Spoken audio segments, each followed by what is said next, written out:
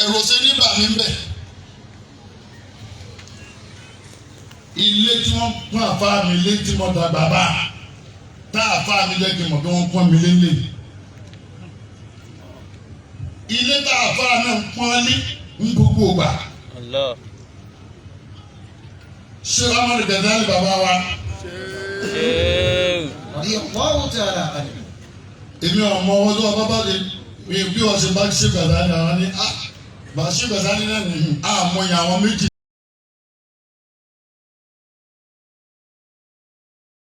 Nílùú ilẹ̀ Yorùbá yìí wọ́n rà àmọ́ iṣẹ́ wù Adam tó bá dọ̀rọ̀ kéwù àmọ́ yẹn rárá àmọ́ kò já àmọ́ yẹn ṣé gàdá la máa ní àmọ́ yẹn ọ̀rẹ́ ìgbà sílé nínú sùúrù bí wáyà ìmọ̀ye ìgbà ni wọ́n lá mọ iye ẹ̀ torí pé bọ́ọ̀rọ̀ ẹ̀ bá ṣe wájú tó bá ṣe wá àtiwájú sí Adam yóò tún jókòó wò bí tàbí ní. wọ́n dúró eléyìí fún wa bẹ́ẹ̀ ni àwọn bá pé léyìí fún àfáà ni àfáà náà ń pọ́n léyìí ní. sílẹ̀ ní láàmú wa sọ pé ajẹ́kì. Sẹ́lẹ̀ ní láàánú mú wọn bára wa. Sẹ́lẹ̀ ní láàánú mú ohun kọ́ọ̀pù kan tá a gbé dání tá a ní di mu kọ́ má bàa dànù tí onímọ̀ kó ń domi nù. Ìdí nìyẹn tí máa wá lọ bí máa lọ dàsà mi ni kí n máa lọ báyìí kí n sì máa wí bó ṣe ṣe pé yẹn lọ́fẹ́ jẹ́ ìlẹ̀ àmì. Mùsùlùmí bàbá wa àgbà Ashile náà àṣà wọn ni. Wáàsí ìwọra ni wọ́n jókòó lórí àga tí wàásù bá wọra mo sì pé síbẹ̀ ní sà ìdí àkọ́kọ́ nù. tí bá wá dé nílé ní tí mo wo ìjọ èrò báyìí mo wá rántí pé wàtò wá sí irú wàtò wá irú gbogbo kẹràtà ẹ̀yìn wà sílà àwọn mubarakun. Pákéjì òsínsì wúrìdì fún àrífín àwọn àtàdẹ́mù rí dá àrífín lábàbà fi pákéjì sí. Pákéjì òsínì súfì fún àrífín tí súfì fún rárá rẹ̀ wọ́n pákéjì ní pákéjì rẹ̀ òun ọba jẹ́ ẹni bá jẹ́ rọ́ ní pákéjì rẹ̀ súfì èsì ìṣèrọ́gbọ̀n ní pákéjì àwọn aláwọ̀ àdìgbò ó ju bá a ṣe nílò àwọn aláwọ̀ àfún ní pákéjì ànábì tóbi ọlọ́run náà ẹ ti sallallahu alaihi wasallam. Ọlọ́run wa wò bá ànábì tó ẹ bá fún pákéjì wọ́n kò wá zùrù wọ́n kò wá kìlú bókèrè àdáwọn wá síra ẹ má kẹ́ ẹ má gbà ànábì tóbi lọ́sẹ̀ ẹ má gbà ànábì lóru ẹ má gbà ànábì lọ́lẹ̀ ẹ má sàṣàlá tuntun bẹ́ẹ̀ ni ẹ sàṣàlá tuntun bẹ́ẹ̀ ni gbé ẹ má sàṣàlá. لتؤمنوا بالله ورسوله وتعزروه وتوكلوه وتسبحوه بكرة وأصيلا. àwọn ẹni tí ń bẹ gbàgbé ọ̀rọ̀ náà wọlé òtò wa àbí àwọn ààtò wọn àwọn tá a sì bẹ́ẹ̀ nílé la àràgà dòkó yìí. ẹ̀yin àfa bíi tèmi tá a fẹ́ bẹ̀rẹ̀ sẹ́ni mo ti bá tó tó dire so ti dára.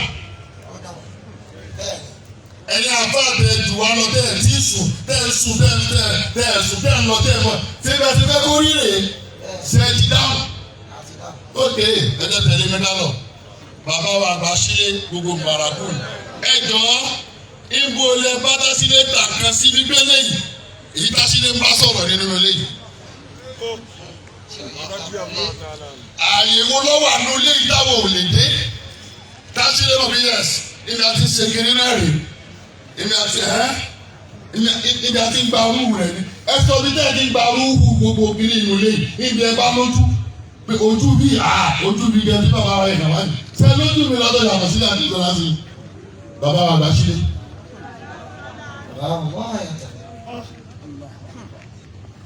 tẹ́ ẹ bá ní ẹja mọ̀ torí àwọn èèyàn bá wọn rìn débẹ̀ pẹ̀lú ilé iṣẹ́ kúrú bẹ́ẹ̀ bẹ́ẹ̀ nìkan bí ṣe bẹ́ẹ̀ ní wọn.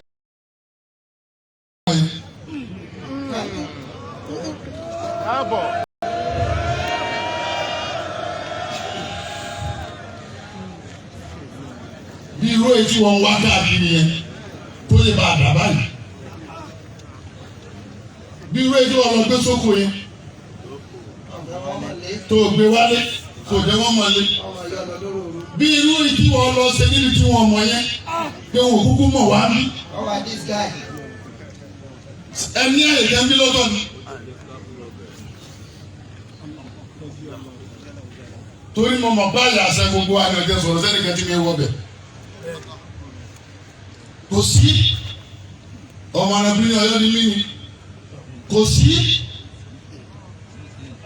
ojú kìíní kan sí mi yàrá ẹ̀ tí gbà kan sí mi tí gbà kan mi. kí ni tọ́wọ́ wá rí báyìí kí ni wọ́n máa ń zi yàrá tó fi láyà ti dùn ní àlékún tọ́lọ̀ máa mú ké ọ́ sọ̀tẹ̀ bẹ̀rẹ̀ ni. Àmín. níjọ́ ní ńlá máa má yàtọ̀ àwọn àwọn barakú tàṣàbù náà ó jẹ ní àwa kòlóògùn òun ṣàtà kòlóògùn ṣàtà ò lè ṣe lé ìkàlẹ̀ wọn ó lè lè kòlóògùn jámọ́ ayé.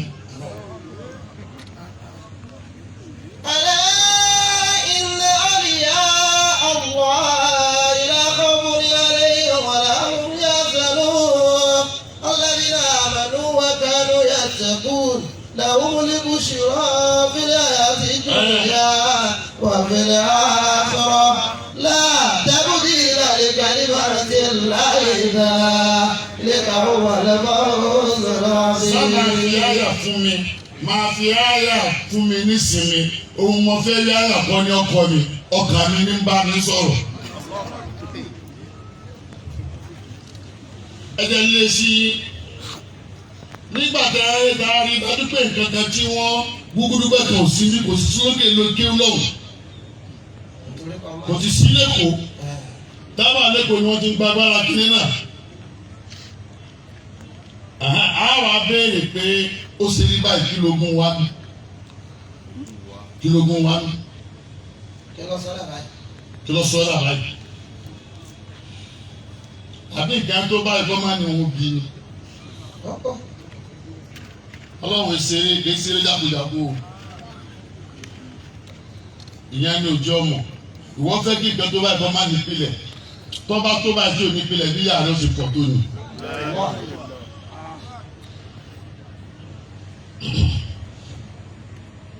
ogun wa nulẹ̀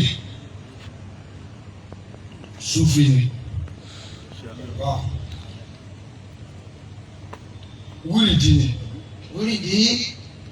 ìrìfáàní ni ìmọ̀ Ọlọ́run ni. bàbá wa àfàgbà ọ̀rọ̀ yìí wọ́n ti gbé àfàgbà lé àfàgbà ó dùn wọn púpọ̀ jù bàbá wa àfàgbà ẹgbẹ́ ṣe bàbá wa àfàgbà bàbá wa àfàgbà àfàgbà ni ọ̀gbọ́yọ̀ Kùránì ni. Musa wa ọláyé lọ Ádámù wa ọláyé lọ Nóà láyé ó hàn rẹ̀ ta ó gbógun ju bàbá rẹ̀ lọ ìyẹn Ádámù Ádámù òun gba Rọ̀súlù Ádámù gba Nàbíyù wọ́n lò bẹ́ẹ̀ Rọ̀súlù jáde 313 wọ́n lò bẹ́ẹ̀ wọ́n jáde tán pátápátá lórí Ìsá. Ìgbà gbogbo wọn lọ.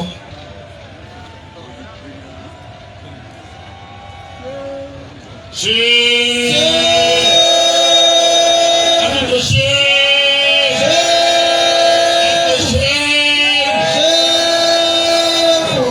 máa dàgbà.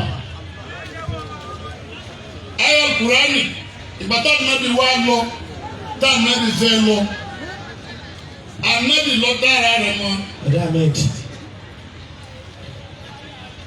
Àdáni wa ní Ọlọ́run Musa lọ gbọ̀rọ̀ rẹ̀ bá ẹ sọ nígbà tó kàn lọ́rọ̀ Ibrahim lọ kò rí nǹkan béèrè lọ́wọ́ rẹ̀ nígbà tí ọmọ ara rẹ̀ ju bó ṣe mọ òun náà lọ títí ìgbà Ànábì Ìsá máa lọ gbọ̀mọ́ rẹ̀ jù bẹ́ẹ̀ lọ àmọ́ gbọ́ Muhammad kó Muhammad mọ̀ kó òun kú síbi kan ànábì Muhammad ọmọ kó òun kú síbi kan ànábì mọ̀ pé nìkan lòun ti ń bọ̀. ọ̀rẹ́ rọ́bì. وقل رب أدخلني مدخل صدق وأخرجني مخرج صدق واجعل لي من لدنك سلطانا نصيرا. àwọn ẹlẹ́dọ̀ tí ń ṣètò eléyìí lọ wọ́n farabalẹ̀ máa gbọ́. رب أدخلني مدخل صدق. ànábì ní wọ́n lọ ṣé ni wọ́n wọlé báwọn Musa ṣe wọlé àwọn Ibrahim ṣe wọlé yìí ni. èyí yìí rẹpẹtẹ yìí ń kọ́ iṣẹ́ tó kù yìí kọ́ ọlọ́dọ̀dà fàkúl. قل يا محمد قل. ẹ bá fetí gbọ́ o ayé Kùránì ọlọ́rẹ̀ Muhammad kúl sọ wípé رب ìrọ̀lọ́wọ́ ọba mi o أدخلني. ìwọ ọ̀gá mi ìwọ ọ̀gá mi àdèdè ní múdìhálà sídìkì أدخلني مدخل صدق wàhálìjì ní وأخرجني مخرج صدق واجعل لي من لدنك سلطانا نصيرا. Ànábì ní ọlọ́rẹ̀ Muhammad ìwọ ò ní wọlé asán báwọn ṣe wọlé asán ni wọn ò jù bẹ́ẹ̀ náà lọ ní ìwọ kù púpọ̀ sọ pé wàá gbé kínní náà kalẹ̀ bọ́ aṣọ náà gbé síìrù náà kalẹ̀ Ànábì wàá gbé síìrù náà kalẹ̀ bí bàtú bí ẹyin kí ni síìrù ọ̀hún àtọ́jú Muhammadiya. sallallahu alayhi wa alihi wa sallam. sórí Muhammadu Abdullahi bashariya ni 63 years náà lè léyìn ni Ànábì jí ń bá ní àdùbọ̀ ti pẹ́ ọlọ́wà ní kí Ànábì gbé akídọ́tù Muhammadiya kalẹ̀ ọwọ́ á gbé kalẹ̀ onítọ̀ tó ti gbé kalẹ̀ fi síìrù sí ilé síìrù làwà ọ̀hà ni ọ̀yá kéwú túbà sí sọ́hún tó fẹ́ sí oníwọ̀ sírí Rabbi ìwọ pàápàá mi Rabbi ìwọ ẹyin tí mo fẹ́ sàbálẹ̀ Rabbi ọlọ́run ò bá ẹyin tí mo gbé kalẹ̀ ẹyin tí mo bí jẹ́ ń wọlé ayọ̀ èmi fẹ́ wọlé báwọn ọmọ ìyá mi ṣe wọlé àmì mi ò ní wọlé jáde wàhálì ní. Jẹ́mi ó jáde padà èmi ó tún jáde padà torí sẹ́kù.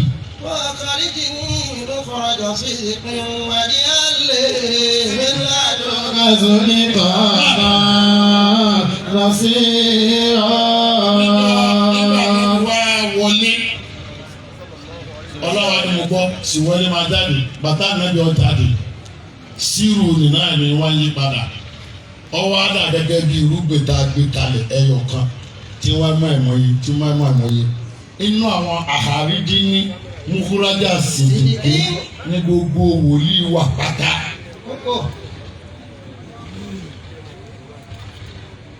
Inú àwọn àhárídí ní. Akhrijni mukhraja sidqin. Ọlọ́run jẹ́ ń jáde níjáde tòdodo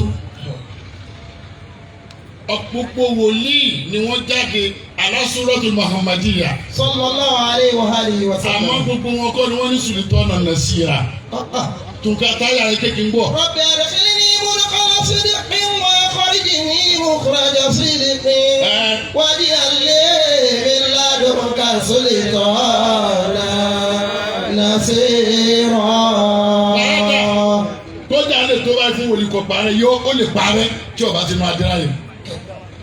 Odò mọ sọ fún mi. Ọjà lè tó báyìí fẹ́ ní Ọlọ́run tí ó parẹ́ tí ọba wọ adíra wọ̀jà límí làdóga sùlùdà násìrà. Wọn ò ní gbúrò ẹ̀ kò sì kà fọ́ lọ́hùn tẹ́ni ọ̀rẹ́ parí ọ parí báwọn ànẹ́bí òun kẹ̀kẹ́ náà ànẹ́bí tó wọlé tí wọ́n jáde mọ́ lánàá. Àmọ́ bàbá inú àwọn wàhálì ní وأخرجني مخرج صدق واجعل لي من لدنك سلطانا نصيرا. àwọn tó wá jáde ibi tá ànábì jáde sí tọ́lọ̀ wá bùn ní tọ́gbà bẹ̀ bùn ní sultan nasira sultan òun ni ńláńlá báyìí nasira tí ó máa dá sí níjojúmọ́ wọ́n wá pọ̀ lágbègbè wọ́n ṣe kí ni. òkì pọ̀. o lè nítorí ilé mi ni mo wà ní bẹ́ẹ̀ sì ni kò wọ́pọ̀ adájọ́ sọ pé kò wọ́pọ̀ kò má tètè para lẹ́yìn mi torí àṣẹ́kù yín náà sì kù àṣẹ́kù yín kù ibi ẹ̀sìn wà náà ni o ti fi ń ga ibi ẹ̀sìn wà náà ni o ti fi ń dà ibi ẹ̀sìn wà náà ni o ti fi ń tó léyìí irú bí tá a wà yìí Sultan Nasira kò wọ́pọ̀ wòlíì mbẹ́lẹ́ yín agbọ́ Sultan Nasira ọ̀sìnbẹ̀ irú ẹni bàbá wa Ashile. Radiyallahu ta'ala anhu. kí ni Sultan Nasir sírù kan ní tọ́lọ́ máa bá àwọn wòlíì kun òun jẹ́ ojúlówó ẹyin nínú Muhammad Muhammad. Sallallahu alayhi wa sallam. irú ẹ̀ ni bàbá wa Ashile. Radiyallahu ta'ala anhu. Sultan àwọn bàbá ọba yìí Sultan Nasira ló gbé wọn wá kéde ti wòlíì nìkan àìmọye wòlíì mẹ́tọ́ bá dàrí gbòdìgbò dèdè bí adéla wìláyà rẹ mọ ni. wọ́n ti fàṣẹ kalẹ̀ lọ́wọ́ ẹlòmíràn. ilẹ̀ náà ni wọ́n bùn ní ìgbà wìláyà lọ́wọ́ rẹ̀ lọ́ba sọ wìláyà nù lọ́ba dọmọ lẹ́yìn ààfin owó ni wọ́n bẹ lùmí ẹran iléyà ni ìgbà wìláyà lọ́dọ̀ ẹlùmí láàfin dèdè wàlá kò jẹ bí dèdè adéla rẹ náà nù ní wìláyà ni inú Sultan Nasira bàbá wa Ashile wa. rọ́bì àdìsí wọn kọ́ ìjà ọmọ sílé bí sàmásílé ẹ ti ṣe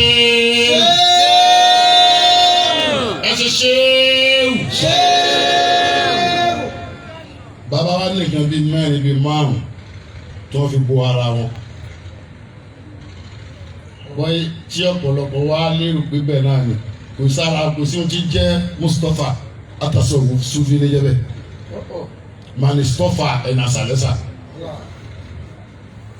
àmọ́ kí ni bàbá fi bóra fún wa bàbá fi aṣọ wíwọ̀ wọ́n fi jẹ́ kí wọ́n hù wá aṣọ wíwọ̀ gan ni jẹ́ Mustapha táwọn sọ báyìí bàbá ó fi jẹ́ kí kéwọ́ wu ni torí dọ́tà wọn bẹ̀rẹ̀ kéwọ́ wọ́n bá àfa àlásọ àbùkù ni lọ́wọ́ rẹ̀ pé báwa ṣe bá a yìí bọ́lọ́wọ́n bá ní wọ́n lò ní àwa yóò ní dé bá wọn ká tẹ̀lé wọn mọ́. wọ́n wá fi aṣọ wíwọ̀ wọ́n fi sọ kéwù ní tó ń wù wá táwa náà fẹ́ ké sẹ́mi ní òjò lówó àdúgbò wa báyìí mo ti wọ̀ yìí. kódà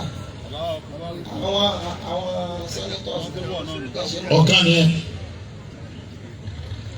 bàbá wa fi ìwà wọ́n fi jẹ́ kẹ́sì owó ní í ṣe wọ́n fi ìwà wọ́n jẹ́ kí yẹn mọ̀ tẹ́lẹ̀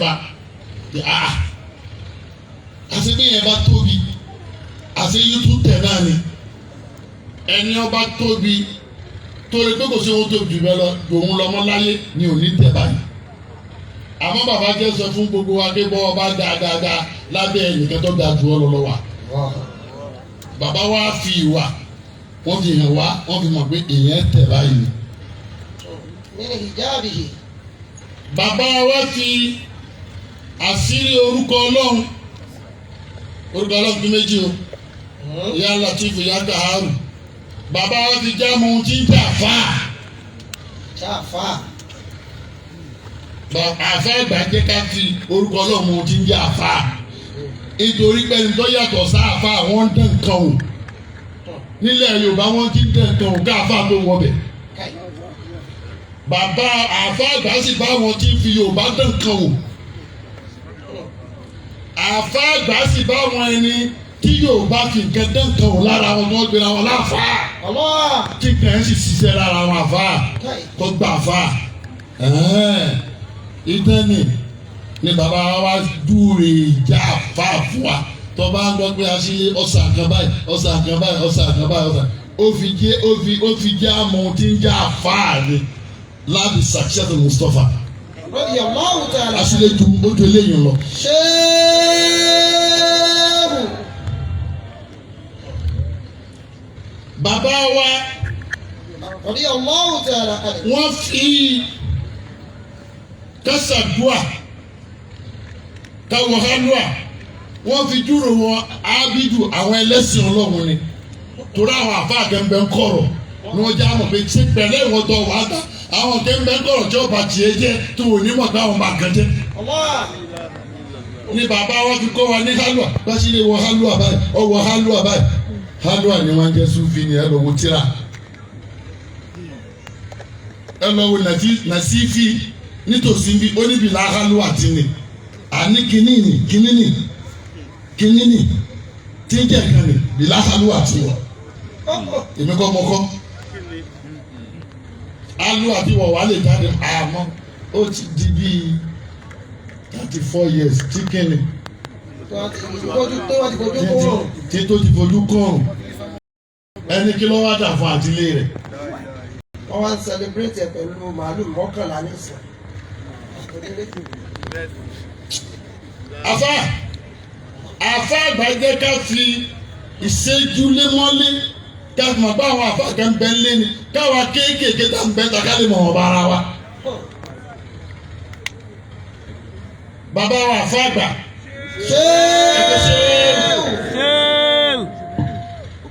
Wọ́n jẹ́ ká mọ ohun tí ń jẹ́ Yorùbá tọ́ba yan lára ewé àtegbò. So sì mọ̀ pé bọ́ọ̀bà ní ó yí ọjù àyàn pàtó náà káyì àti ewé tọ́lọ̀ tó dátọ̀ ọmọ lọ́ọ̀yà gbọ́. Ewé tọ́lọ̀ ń dátọ̀ ọmọ tó èjì gbọ́ rí lọ́ọ̀yà tó gbọ́ ìyẹn gbọ́ ní jẹ́ Mustapha o wọ́n fẹ́ mọ̀ pé nǹkan bẹ́ẹ̀ lẹ̀ Yorùbá ni kò sì má yàtọ̀ sí wọn.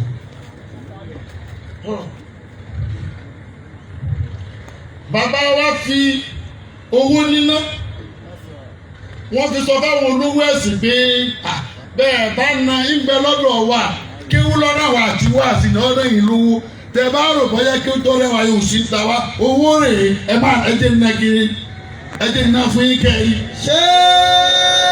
Torí olówó ẹ̀sìn ni sásìlẹ̀ wa dúró wá ayé ni níbo ló kó sí sẹ́ẹ̀rì kan pín ni bàbá wa àgbà Ashile sẹ́ẹ̀rì kan pín èlò ẹgbẹ́ sẹ́ẹ̀rì dúkìá nígbà ẹni sí torí bóyá tẹ́ bá fi yọ́ta àwọn Moulid ta gbó déédéé náà ká lè tètè bọ̀.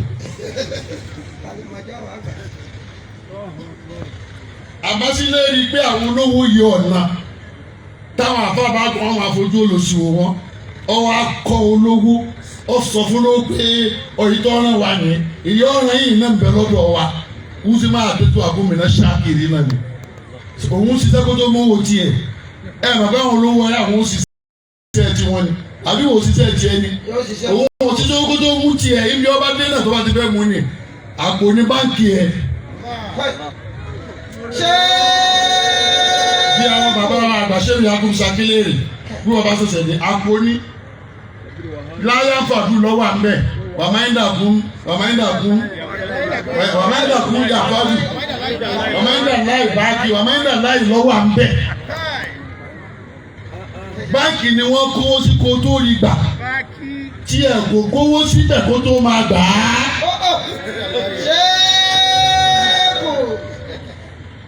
Síbẹ̀ Sàtìyàtì Mustapha kọ́ni léyìn omi. Aṣọ ìdàbọ̀ra ni. Jẹ́ ẹ̀dọ́ lórí wọn báyìí. Sàtìyàtì ogún wọn òun náà ni ó tá a jẹ. Tábà wá débi. Èèyàn rí nǹkan rò bí ẹ bá jẹ́ èèyàn gidi lọ́dọ̀ Ọlọ́run kò ní ní nǹkan sọ́dọ̀ Ọlọ́run àtànẹ́bì náà lọ. Àbọ̀rọ̀ wà lẹ́lẹ̀ yẹn ẹ̀rọ tún kù lẹ́yìn Ọlọ́run àtànẹ́bì ni. Ẹ má jẹ tẹ̀yìn bá bá tẹ́lẹ̀ yìí nígbà àgbà Ashile lójú ọ̀nà tá a máa fi wọlé Ọlọ́run. Bẹ́ẹ̀ yóò ṣe wá sí téèyàn gbọ́ ara Ashile náà ni. Ọba ni wọ́n jẹ́ sọ kẹta sílẹ̀ wọ́n sá máa yìn ni. A máa yìn báwo? èwo ni ọ̀ká nínú èyí tá a fi yìn. èwo ni ọ̀ká nínú èyí tá a fi yìn. wá aṣojú mo ṣe gbẹ̀yìn lé Sheikh Gazali. mo láwọn èèyàn máa fi ìṣẹ̀mí tí Sheikh Gazali lò wọ́n máa fi wé gbàtà bá sọ̀rọ̀ gbà ṣé ìṣe Gazali tá a mọ̀ yìí náà ni.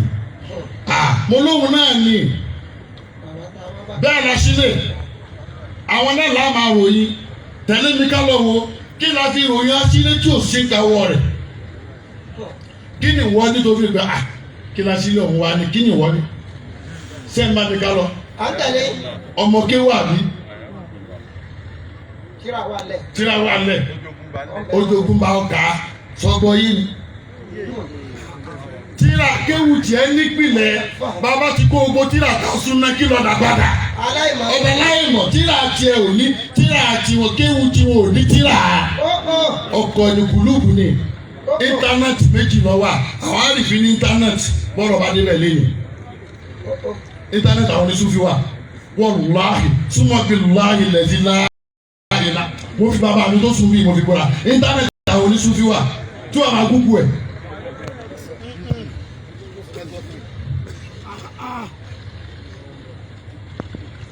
àwọn ará yẹn Ashile Ashile náà yìí náà nìsa kí ló ní ọ̀nà bóyá bá ní ọ́ tó àfáàní ọ̀dẹ̀ dádìrà rẹ̀ ọ̀bọ̀bà ọ̀bá àwọn ọba dádìrà rẹ̀ àwọn lójókòó yìí ọba rẹ̀ kódà òwúlò tó wọn gbàgbà.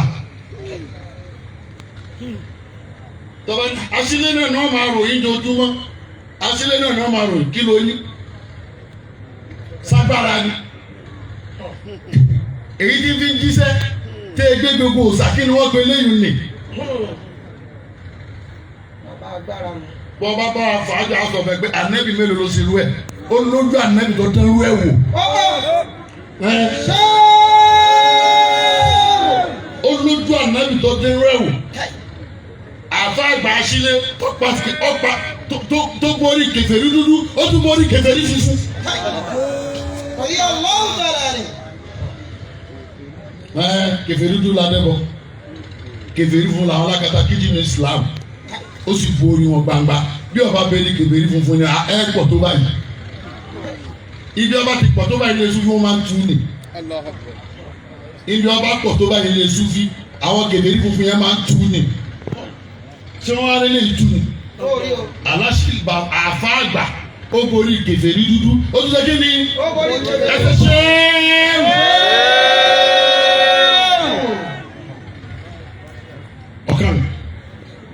tàbá rìn Ashile ọmọ níyà sọ́wọ́ tó bẹ́ẹ̀ ó ní gbogbo ẹ̀ ni ẹ sọ yìí tí ò ní tí ròyìn òfin kà sọ yìí táwọn aládìrà rẹ̀ náà níbà ọ̀kanù nítorí pé ohun tí ń já sílé ààyè ni kì í ṣòkù tó bá dóòkù ni àwọn bàbá ọba tó ń ṣe kúrò wọn yìí òkú ni wọ́n bá ṣẹ́ta sílé ní sí àwọn sì ní dáláyè ni wọ́n fi tọ́pa rẹ̀ wáyé. iṣẹ́ Ashile ṣe yẹn ń mí Ashile ṣe ń mí. wàlàyé ilaha illa huwa badi'u mukhlisina lahudi. ó sì yẹ kí sẹ́gbẹ̀ tó bá ṣe. alhamdulillahi rabbil alamin. alhamdulillah. àárẹ̀ sọkàn rẹ̀ ló fi lè pé ó tẹ̀lé Ashile ti pẹ́ gbé àmọ́ bí mo ṣẹ̀ṣẹ̀ wá dé ojú mi wá là sọ ìyẹnjú ẹ̀ fún rẹ o àní pé ó tẹ̀lé Ashile kẹ́yìn àwọn náà ṣẹ̀ṣẹ̀ wá ní wá dé bí nǹkan tó lérò kó dúdú àbí lọ nǹkan kí nǹkan ló dé ni sọ́ọ̀fà tà lámù ó kù díẹ̀ ṣẹ́jú díẹ̀ kọ́ ọmọ bọ́ sọ́ọ̀fù ni àfi tó bá tó parí irú ti bàbá ọmọ bá pàdé ìgbà náà ó sì ń jẹ yẹn àgbà ó ti rìn mo ṣẹ̀ṣẹ̀ wá dé bí nǹkan kí nǹkan ló dé ni. alhamdulillah rabbil alamin. ìyẹn ti sẹ́gbẹ̀ẹ́ kan.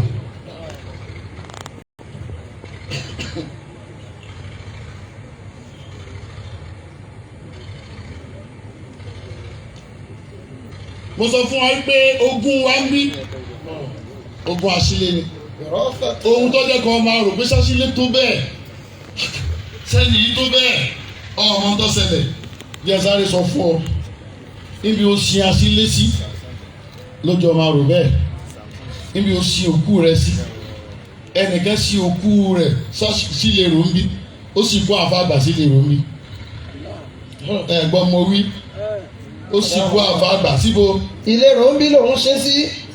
ẹnìkan sì sin òkú àfa àgbà sínú ilé rẹ̀ lára fọ́tò. Allah. ẹnìkan sin àfa àgbà sínú ansẹ̀tì ẹ̀. nínú fóònù. nínú fóònù. mélòó rí. wọ́n di mẹ́ta. ẹnìkan wá sin òkú rẹ̀ àfa àgbà sínú ọkàn rẹ̀. ta ló kú súnmọ́ kú náà mẹ́rẹ̀ẹ̀rin. nǹkan jù kan lọ. sóòsù. ìwọ náà wà mọ bí o ṣe Ashile sí. alẹ́ nìkan ṣe Ashile sí bí níjọba débi náà l'Ashile. níjọba débi ní Ashile. ọdún kan àwọn débi ti débi kẹ́yìn ni. ẹnìkan lọ́dún mẹ́wàá ọmọ tó yẹ jíjọ àbí ní ọlọ́dún mẹ́wàá tó sọ ọmọ pé tó bá ṣe Ashile sí bí yóò ṣẹ̀ṣẹ̀ l'Ashile lẹ́yìn. níbo ni ó ti wá mọ̀. alájẹ. ẹnìkan ti ṣe Ashile sínú fọ́tò ni. bàbá mi ó parí bí ó parí fọ́tò Ashile ti kú.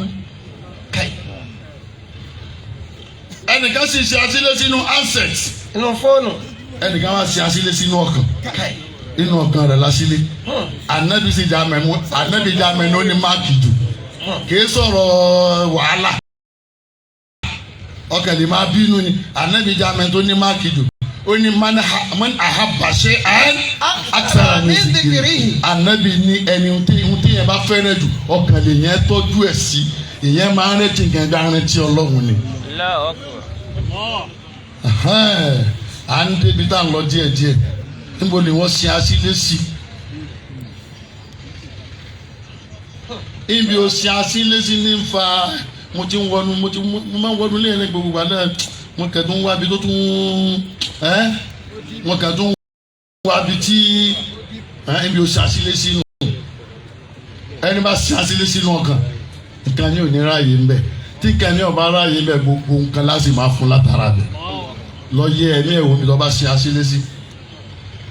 يا أيها الذين آمنوا استجيبوا لله وللرسول إذا دعاكم لما يحييكم واعلموا أن الله يحول بين المرء وأنه إليه تحشرون. ẹ̀yin mùsùlùmí tẹ́ ń kírun fún mi tọ́ bá fọlọ́run síbi ìrun adẹ́gbẹ́ ó dọ̀sùn bá kó tó bá pàdé bọ́ bá fọlọ́run síbi irun ọ̀dà yìí là kó tó bá pàdé bọ́ bá fọlọ́run síbi irun ó di mákìlì àti ṣáì bọ́ bá wá kírun kọ́ kí ló ṣe yẹn ọjọ́ lọ́wọ́ nù. ó ti jọ lọ́run. lọ́lọ́run ni mo fi ṣàpèjúwe fún yín ni. ẹni fọlọ́run síbi ẹ̀rẹ̀ sílẹ̀ kan lọ́dún ní ọ̀pá díẹ̀ ni. ẹni fọlọ́run síbi sàkájì ọ̀bá aróyò sàkáńkó lọ́lọ́run kọ́ nìyẹn ni lọ́lọ́run wá ní wàhálà mú.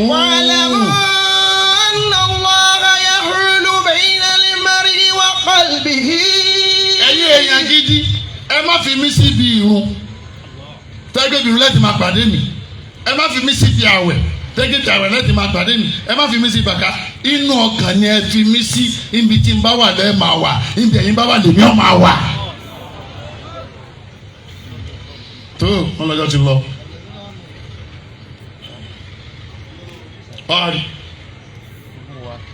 Ashile bàbá ogun wa ń bí tasawuf wọn báwo ni wọ́n ṣe wọbẹ̀ báwo ni wọ́n ṣe wọbẹ̀ èyàn àfa ẹsì dọ̀nà rú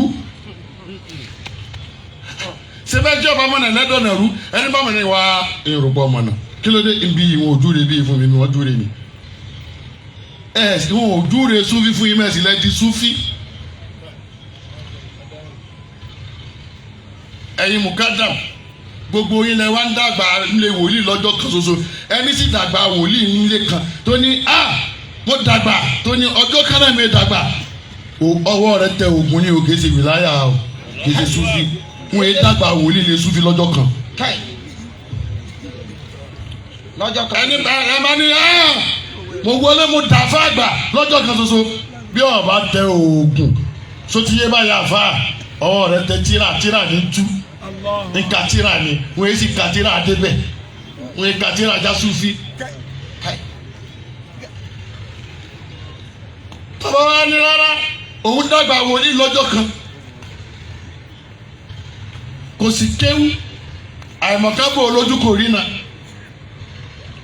gbogbo ẹni mo fi sọ fún yín kò sí tọ́jú ti wòlíì lọ́jọ́ kan ọjọ́ tí bàbá mọ̀ ọ́ pé lọ́jọ́ kan ṣoṣo. lọ wò dáadáa. lọ bẹ̀rẹ̀ ló sì kí. Ànábì kan bẹ̀rẹ̀ lọ́jọ́ kan. sallallahu alayhi wa sallama. ọdún mẹ́tàlá Ànábì gbé gbáko kó tó rójú tu ọ̀rọ̀. ẹ lọ gbogbo àwọn àfáàgbà bàbá Sheikh Adam sọ́jọ́ kan ni wọ́n bẹ̀rẹ̀ ni sínú ọgbà yìí ọjọ́ kan náà ń wé dàgbà ni ṣé gbogbo ọjọ́ kan náà ń wé dàgbà ni. bàbá wa Ashile tó fi kídímọ́ ṣíṣe tó fi kọ́ wa ní sùúrù.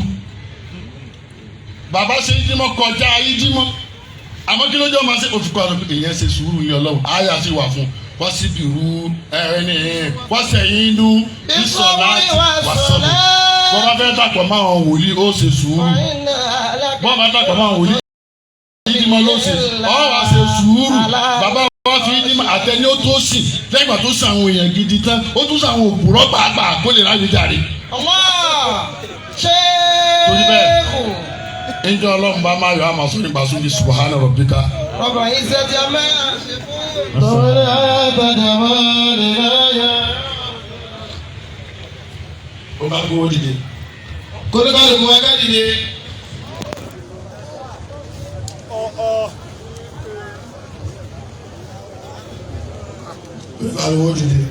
Kólékálù kò wá ká dìde. Àwọn eléyìí sọ̀rọ̀. Àwọn tó wà online gan wọn ò kú. Àwọn tó ń wò ní wàhálà kú tá a fi parí. Gbogbo bí ọba náwó sí. Gbogbo bí ọba náwó sí.